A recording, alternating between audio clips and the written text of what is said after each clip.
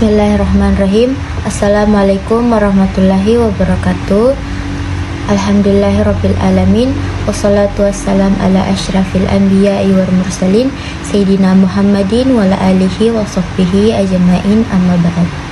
Pertama-tama mari kita panjatkan puji syukur atas kehadirat Allah Subhanahu wa taala yang telah memberi kita limpahan rahmat dan karunia-Nya sehingga kita diberi kesehatan sampai sekarang ini. Dan tak lupa pula kita mengirimkan salam kepada junjungan kita yaitu Nabi Muhammad SAW yang telah membawa kita dari alam gelap gulita menuju alam terang benderang, yakni agama Islam. Oke, baik, pada kesempatan ini izinkan saya selaku moderator dari kelompok 5 akan memimpin jalannya presentasi pada hari ini, yang dimana pada presentasi ini berjudul Analisis Kebijakan Ketenaga Listrikan dan Investasi Proyek dalam Pembangunan Pembangkit Listrik di Indonesia.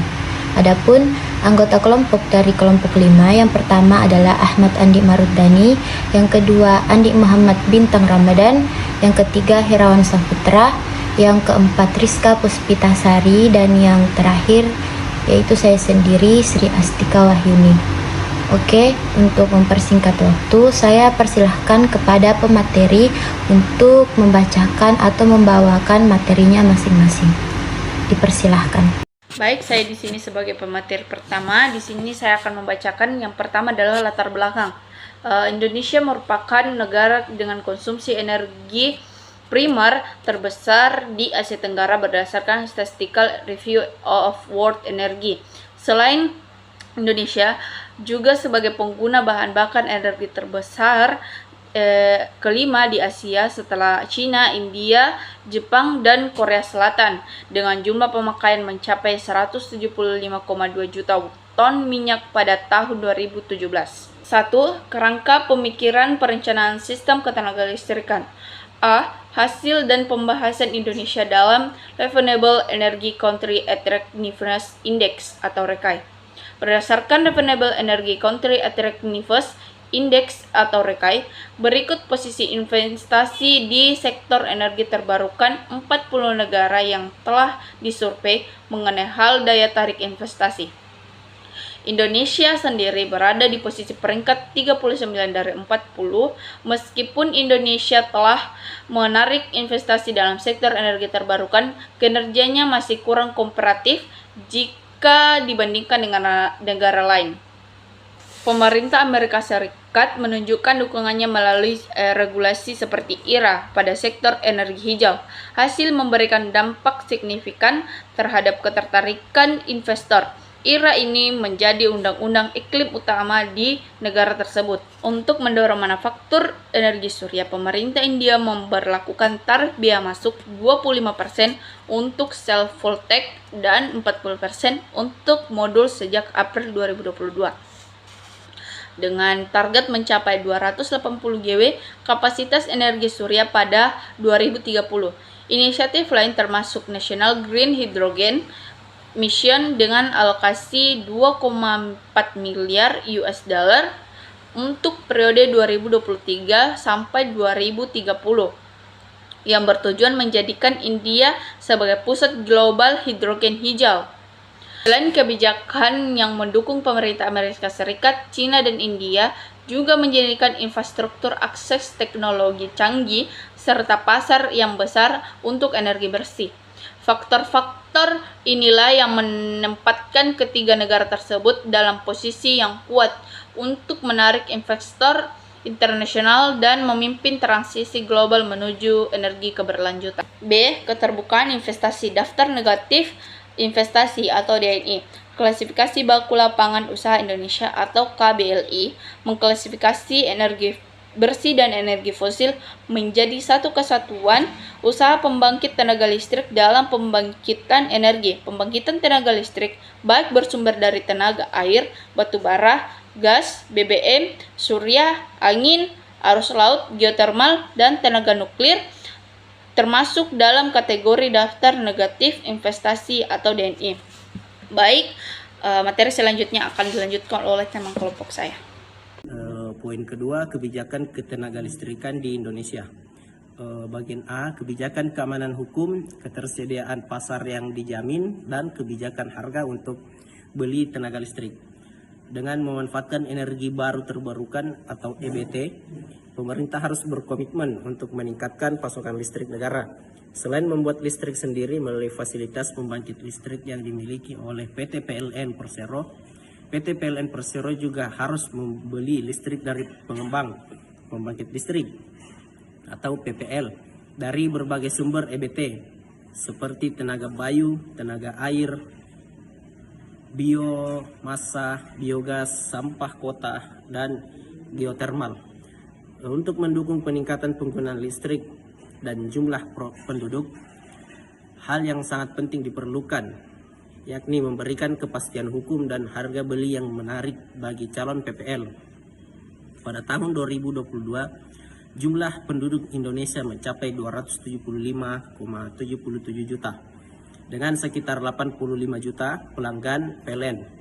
Jumlah ini diperkirakan akan terus meningkat, terutama jika dibandingkan dengan proyeksi Badan Pusat Statistik atau BPS tentang jumlah penduduk pada tahun 2025 yang akan mencapai hingga 285 juta jiwa pada tahun 2030.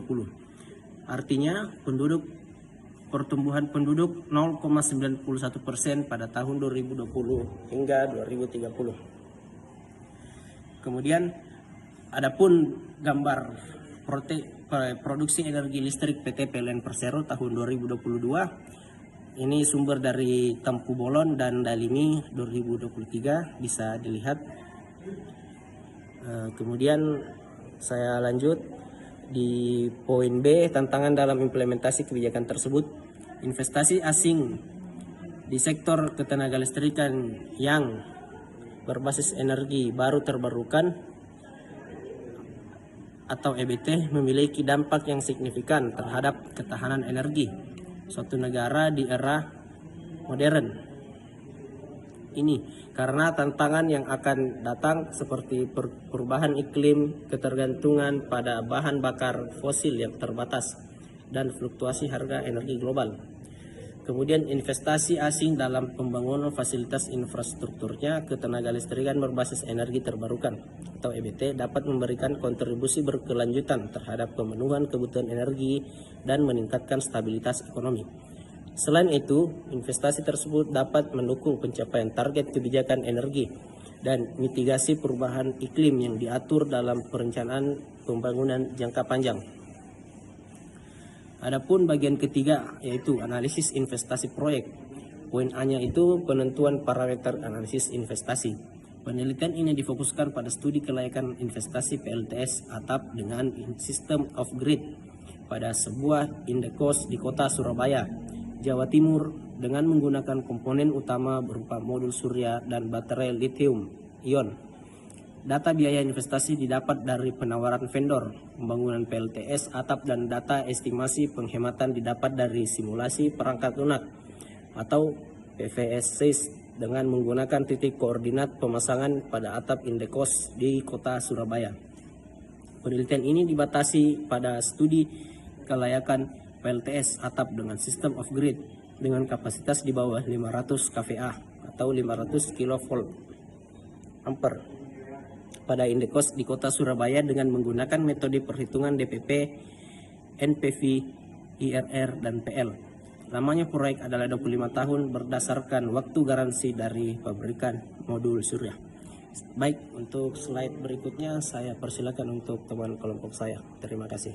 Saya akan melanjutkan materi dari teman kelompok saya. B. Studi kasus proyek pembangunan pembangkit listrik tertentu. Skema dari sistem PLTS atap off-grid pada sebuah indikos di Surabaya dapat dilihat pada gambar X. Sistem tersebut terdiri dari peralatan berupa modul surya, grid inverter, baterai, dan material instalasi pendukung dengan fungsi. Yang pertama itu, modul surya akan mengubah cahaya matahari menjadi lebih baik. Yang kedua itu, grid inverter berfungsi untuk mengubah listrik DC dari modul surya menjadi listrik AC untuk rumahan. Yang ketiga itu, baterai digunakan untuk menyimpan daya listrik DC dari modul surya agar tetap dapat digunakan ketika modul surya tidak dapat memproduksi listrik. Selanjutnya, dapat kita lihat bersama ada tabel simulasi energi dan biaya penghematan yang didapat.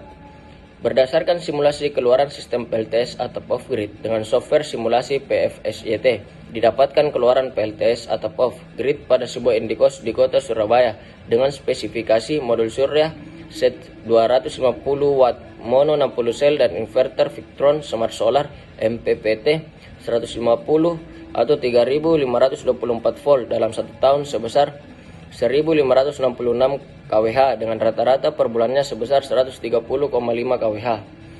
Diskon playback period atau DPP. Berdasarkan persamaan pertama dan juga simulasi energi, keluaran dan biaya penghematan yang dapat dilihat pada tabel 3, maka didapatkan periode pengembalian investasi PLTS atau off-grid sebagai berikut. Kita lihat yang pertama, investasi awalnya itu 15.100.000. Yang kedua ada akumulasi penghematan yang dimana 14.963.576 rupiah. Selanjutnya di tahun ke-8 136.424. Selisih akumulasi tahun ke-8 dan ke-9 adalah 1.457.984 rupiah sehingga DPP sebesar 8,9 tahun. Net present value NPV. Asumsi yang digunakan. Yang pertama itu ada suku bunga atau diskon faktor sebesar 6%. Berdasarkan suku bunga deposito Bank Indonesia pada tanggal 20 sampai 21 Desember 2023. Yang kedua terdapat pembelian grid inverter di tahun ke-10 dan tahun ke-20 berdasarkan garansi grid inverter selama 10 tahun, di mana harga grid inverter sama dengan harga saat investasi awal, yaitu 2.300.000. 3. Umur PLTS. Umur PLTS atap ini adalah 25 tahun berdasarkan garansi modul surya dan output modul surya pada tahun ke-25 adalah 87,8% dari kapasitas di tahun pertama. Terdapat penurunan sebesar 0,488% setiap tahun berdasarkan dari data garansi modul surya. Dan biaya listrik PLN pada indekos di kota Surabaya tidak terjadi kenaikan selama 25 tahun ke depan, yakni sebesar 1.509 per kWh. Baik, selanjutnya saya akan memberikan kepada teman kelompok saya untuk melanjutkan materi. Sekian dari saya. Baik, saya akan melanjutkan materi dari teman kelompok saya, yaitu yang ketiga, Internal Rate of Return atau IRR. IRR berdasarkan dengan diskon rate atau suku bunga berdasarkan suku bunga deposito Bank Indonesia pada 20 sampai 21 Desember 2023 sebesar 6%. Untuk mendapatkan nilai NVF sebesar 0, perhitungan yang dilakukan untuk menentukan nilai IRR adalah dengan menghitung secara trial and error dengan menggunakan diskon faktor lebih besar dari 6% sampai menghasilkan nilai NVF positif dan negatif. Setelah diperoleh nilai NVF positif dan negatif, dilanjutkan interpolasi untuk mendapatkan nilai IRR sebenarnya. Yang keempat, Profitability Index atau PI. Profitabilitas indeks dipergunakan untuk mengevaluasi dari keuntungan yang diperoleh perusahaan atas investasi yang dijalankan dengan menggunakan persamaan 4. Didapatkan nilai PI sama dengan 31.659.342 rupiah per 11.959.342 rupiah atau PI sama dengan 2,65. Dari perhitungan di atas diketahui bahwa nilai sebesar 2,65 atau PI lebih besar dari 1 sehingga investasi PLTS atau off-grid layak untuk dijalankan pada indekos di kota Surabaya. Adapun yang kelima, penghematan tagihan listrik PLN. Pada tabel ketiga menunjukkan penghematan pembayaran listrik PLN yang dapat diperoleh sebuah indekos di kota Surabaya dalam bentuk total VF penghematan selama 25 tahun setelah investasi PLTS atau off-grid terpasang sebesar 31.659.342 rupiah. Kita bisa melihat pada tabel ketiga perhitungan trial interpolasi, di mana diskon faktornya jika 10% plus 10% dan VF cash flow-nya 10% plus, maka total selisihnya adalah 20.594.844,39 rupiah. Sedangkan diskon faktornya sebesar 11%, kurang dari 11%, dan VF cash flow DF-nya kurang dari 11%, maka total selisihnya ada 19.640.693,33 rupiah. Selisihnya 1%. Selisih NVF-nya sebesar 1.454.151,05 rupiah. Adapun kesimpulan dan rekomendasi pada penelitian kali ini. Jadi hasil penelitian menunjukkan bahwa investasi PLTS atau off-grid pada sebuah indekos di Kota Surabaya dengan menggunakan metode perhitungan DVV, NVIF, dan IRR dan PI dalam kategori layak untuk dilaksanakan. Hal ini dibuktikan oleh hasil dari diskon payback period atau DPP yang lebih kecil dari umur proyek, hasil dari net present value atau NPV positif lebih besar dari 0, hasil internal rate of return atau IRR lebih besar dari nilai diskon rate atau return ditentukan oleh perusahaan. Hasil perhitungan metode profitabilitas indeks atau PI lebih besar dari 1, dan terdapat penghematan tagihan listrik yang diperoleh. Penelitian ini memperlihatkan bahwa desain sistem PLTS atau off-grid pada sebuah indekos di Kota Surabaya memiliki potensi untuk memberikan penghematan energi yang signifikan. Sistem tersebut terdiri dari modul surya, grid inverter, dan baterai yang memungkinkan konversi energi matahari menjadi daya listrik yang dapat digunakan untuk keperluan rumah. Terima kasih. Wassalamualaikum warahmatullahi wabarakatuh. Saya kembalikan kepada moderator. Itulah materi yang sempat kami sampaikan. Mudah-mudahan bisa bermanfaat bagi kita semua. Dan saya akhiri dengan ucapan wabillahi taufiq wal hidayah. Wassalamualaikum warahmatullahi wabarakatuh.